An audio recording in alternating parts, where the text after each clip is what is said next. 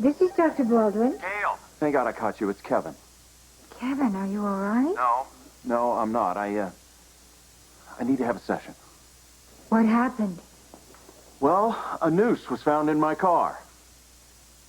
With the visions I've been having of Ryan and the clown suit and now a noose, I feel like the ground's about to give out underneath me. Are you at home? Yes. Stay there, Kevin. I'm just leaving right now, and I'll be there just as soon as possible, okay? All right.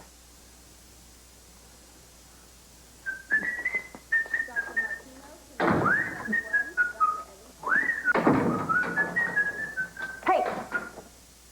Knock off the racket. Racket? What racket? This is the music of a happy man. Well, if this happy man does not stop, this very tired doctor will shove a bagel down your throat and perform a tracheotomy with a butter knife. A very dull butter knife. What's with you? Come on, I'm walking on air here. Board's about to convene to discuss the Harmon Burgess affair, and I think this could severely limit the chances of Matt winning the Quartermain. Which leaves you in the post position. That's right. Money truck's right around the corner, and it's got Chris Ramsey's name written all over it. Goodbye, poverty. Hello, big bucks. Don't you even have the slightest pang of conscience in that stainless steel heart of yours?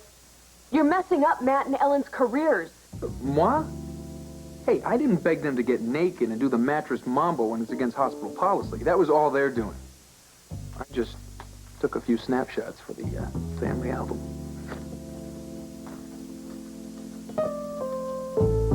I should have anticipated this. No, Ellen. There's no way we could have foreseen somebody deciding to play stalkerazzi.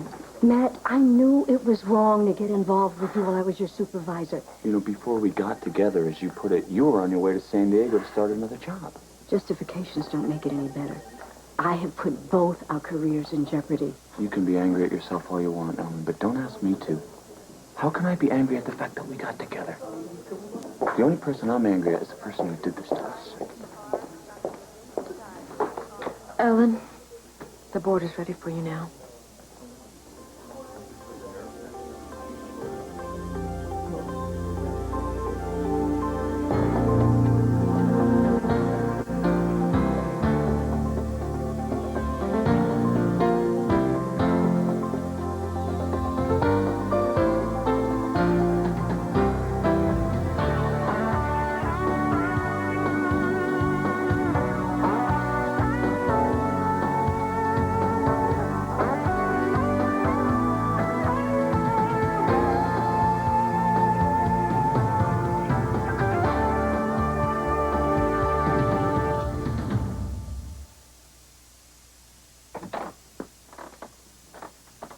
Dr. Joe. Hey, buddy. How are you doing? Doing fine. Look what I'm wearing. You know, I don't think I've ever seen the Nurse's Ball t-shirt look so good. Thank you, Joe. Oh, it's no sweat. It's not just the shirt. You have been a wonderful friend to Neil. Neil's my main man, right, buddy? So, I hear the nurse's ball is quite a party.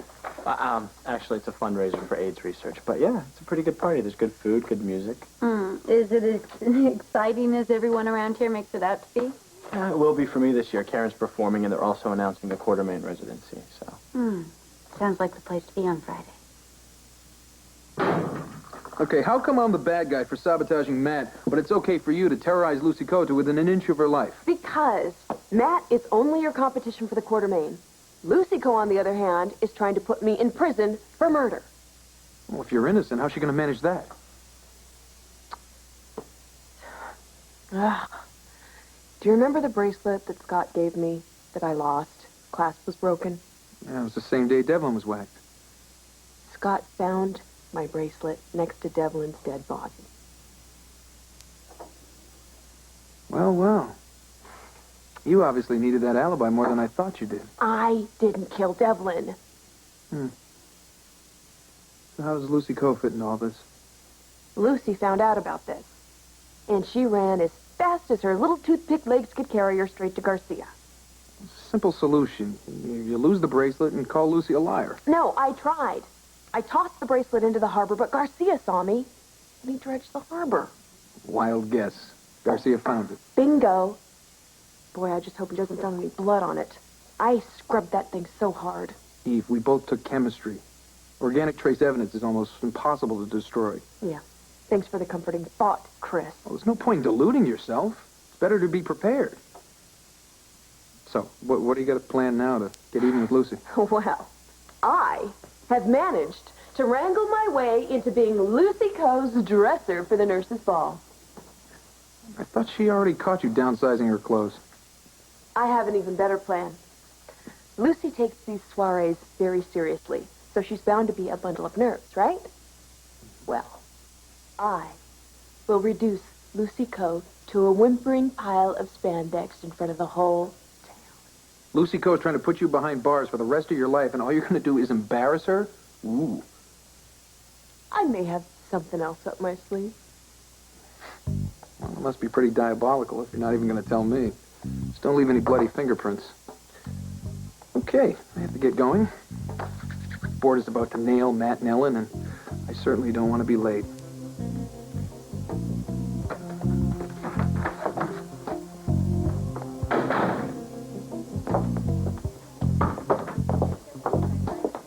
Ellen, listen, I just want to say up front that I really respect your talents as a doctor. Fortunately, I'm afraid the board is going to come down pretty hard on you in this hearing. I had hoped that you, of all people, would reserve judgment until after I'd had a chance to defend my actions. Ellen, you violated the hospital policy, and you made GH vulnerable to lawsuits from all the rest of the interns claiming that you showed favoritism to Dr. Harmon. You know, as a matter of fact, Dr. Harmon could even sue you if this relationship ends badly. Believe me, I know what I'm talking You about. obviously don't know Matt. I know that he is an intern, and I know that I will not jeopardize the intern program at this hospital because of your actions. And I also know the board is going to feel the same way I do. Well, it sounds as if you've already made up your mind. Is there any reason for me to go in there and plead my case? Yes, you should be heard. The board needs to hear your side. Hey. Hi, I'm glad you're here. Scott, listen, I want to thank you for agreeing to be my advisor at this hearing. My pleasure. I like fighting the board. If I could just get some hot dogs and peanuts around here, it'd be my favorite pastime. Let's go do it. Thanks for coming on such short notice. But of course, it's just that you sounded so upset. Some coffee? No, thanks, I'm fine. Kevin, tell me what happened. Well, I'm sure you read in the paper about the clown suit that the killer wore. It was found in my dresser drawer. Do you have any idea how it got there? I didn't put it there. I mean, I think I'd remember that. Did you have any reason to doubt yourself, Kevin? No. Gail, I'm not having blackouts again. I'm as sure of that as I am of anything. Well, then how do you think it got there? Killer's gone out of his way to throw suspicion on other people. He used Julie Devlin's pen. He used Chris Ramsey's stethoscope. Now he's trying to throw everything on me. That sounds very plausible. Well, what about this business about the news? Lucy found it in the trunk of my car. Gail, the character based on Karen in my book is killed with a noose. Has Karen been more? Oh, yeah, we went to her right away. Max put a 24-hour guard on her. Oh, I'm relieved to hear that. After I spoke to the police about the noose, I had another vision about Ryan. And what did he say this time? What he always says. Everyone in our family are all alike. We're nothing but a pack of killers.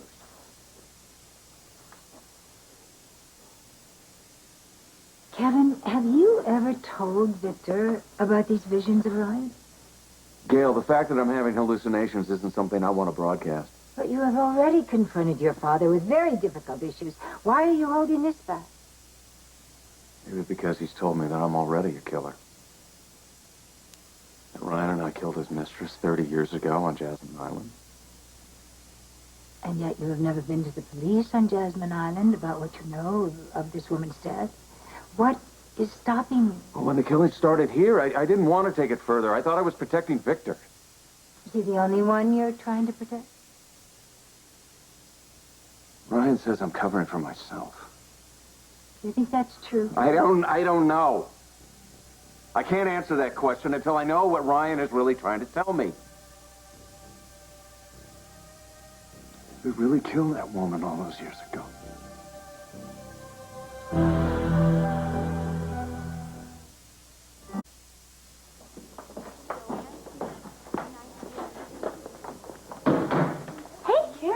Hey, Courtney, how is Neil doing? I haven't been by for my daily visit Well, yet. every day there's improvement. I've actually considered sneaking out one of these nights and going to see a movie. That's a great idea. You should do something good for yourself. Maybe I will. How would you like to catch a movie with me Friday? Well, I can't, actually. That's the nurse's ball. Oh, right. I saw the posters. Are you going? I'll be performing. Wow, I think it'll be great. I wish I could see you. Well, why don't you come? It's going to be so much fun. Oh, I'd love to, but I don't have anything to wear. A formal's not one of the things you pack when you're taking your child to the hospital. I'm going to lend you a dress. No, okay? no. Yes. Karen, I can't. Nope. Not another word. Let me first say that I know the policy against any romantic involvement between supervisors and subordinates is in place for a good reason. It's there to prevent anyone in authority from taking advantage of someone who reports to them. I have never taken advantage of my position with regards to Dr. Harmon. How do we know that? Alan, please, will you let Dr. Burgess continue? I did not become involved with Dr. Harmon until I accepted a position in San Diego and left General Hospital. Due to my mother's failing health, I returned to Port Charles, and it was then that we resumed a relationship. Well, then after you returned to your old position here, you were then again his supervisor, were you not? Yes, but because it was only a matter of a few weeks until Dr. Harmon would no longer be under my supervision, I felt confident that I could remain objective toward him. Well, if it was only a matter of a few weeks, why didn't you just stop seeing each other? In retrospect, I can see that is exactly what you should have done. Or you could have asked to return in a different capacity to the hospital. I would have been happy to continue as head of intern for those few weeks. I felt asking to be reassigned because of a romantic involvement would turn a private issue into a public matter. Well, your bad judgment certainly turned it into a public matter. You not only damaged your own reputation, you did so to another doctor's as well. I am very aware of that. Believe me. You're also aware that in today's litigious society, anytime there is the slightest appearance of impropriety, this hospital is open for the threat of a lawsuit. The irony is that it's because of my strong feelings for General Hospital that I jumped to the chance to return without fully weighing the possible consequences, and I deeply regret it. I would, however, like to assure you that I have never let any personal relationship interfere with my work. My patients have always been my priority, and they have received the best care I am capable of offering. Have we finished here? I got a lot of work to do. Alan, before you run off, may I speak as Dr. Burgess' advisor? Certainly, Scott. Every organization has to have objective standards, but you cannot legislate emotions. Under the right circumstances, I'm sure that everyone in this room would break a rule to preserve a personal relationship. And I bet $1 everyone in this room has. Dr. Burgess is a loyal employee, highly ethical, a brilliant doctor. Now take that into consideration before you decide what action to take. Hey, Matt, did you hear anything yet? Oh, no. Yeah, I can't believe the board can't come up with something more constructive to do than nose around in people's personal lives. Well, rules for ethical conduct are in place for a reason. Even the President of the United States has to deal with this kind of thing. You know, listening to you lecture us about ethics is laughable, Chris. Oh, wait a minute. Don't get me wrong, man. I think the board's being way too hard-nosed on this thing. It's ridiculous what they're doing to Burgess. Oh, yeah, Chris? Well, I bet you're all broken up about it. Gail, I have kept a journal for over a year. So I would know if I had any blackouts because of gaps in the timeline. I think that's a very good idea, but you know, from everything you've told me, Kevin, I don't think you have. Ed Mackins. That's reassuring. Do you remember a long time ago us talking about you doing some hypnosis? Well, I think now, right now, would be a very good time to try and recall some of those lost memories.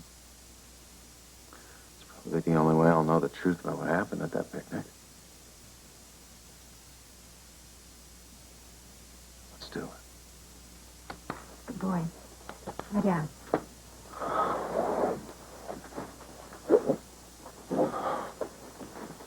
Okay, comfortable? Yeah. All right, relax. Close your eyes.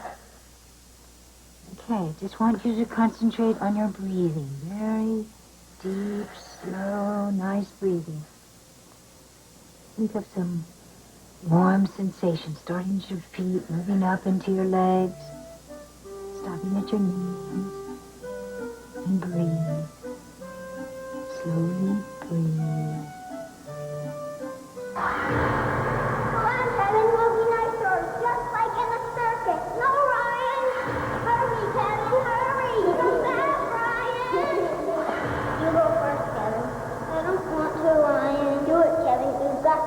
Mom. Mom hates her. Mom hates her.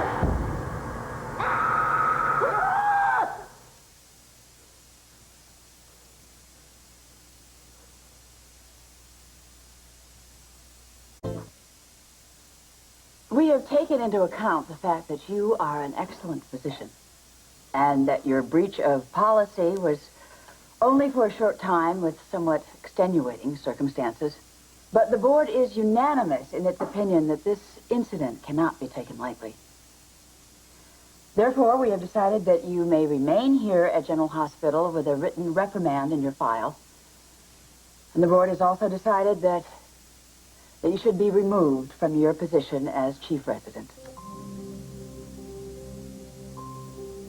I want to thank the board for its consideration and advise you that I will abide by the decision.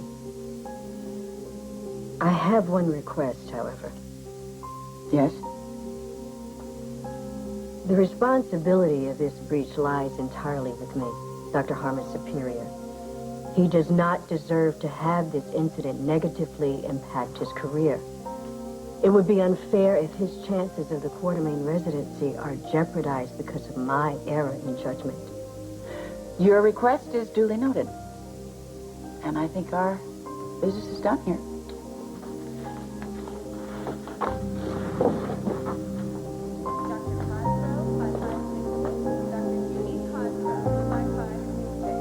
How'd it go? I'm no longer chief resident. I'm sorry, Ellen. It was a just decision, and I won't have any trouble living with it. I'm glad this is over. Well, there is an upside. What? We don't have to hide anymore. May I have the pleasure of your company at the nurses' ball? Politically, it would be a very unwise move. It would be like thumbing my nose at the board, and I wouldn't be comfortable doing that. Hey, Dr. Joe. Hey, you two. I knew I'd find you here. Well, I had to check out my pal's cool new T-shirt that his favorite doctor gave him. It's been my favorite Dr. Joe. And my favorite Dr. Karen. Oh, man, I think I see the future makings of a politician here. I wish I could go to the nurses' ball with you guys Friday and see Dr. Karen and Serena perform. I wish you could go too, buddy. I'll just have to hear all about it from my mom. Your mom's going? Whoa, Mom. You look awesome. That dress Dr. Karen loaned you rocks. Karen, I don't know how to thank you.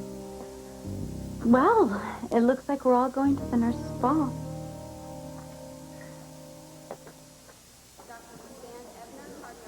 Just got off the phone with Garcia. They got the lab reports back on the bracelet. And?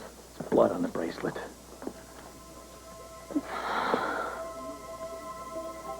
Kevin, it's all right. Kevin, you're safe. You're right here in your own home, and you're safe. You're safe. Okay? Tell me. Can you tell me what you saw?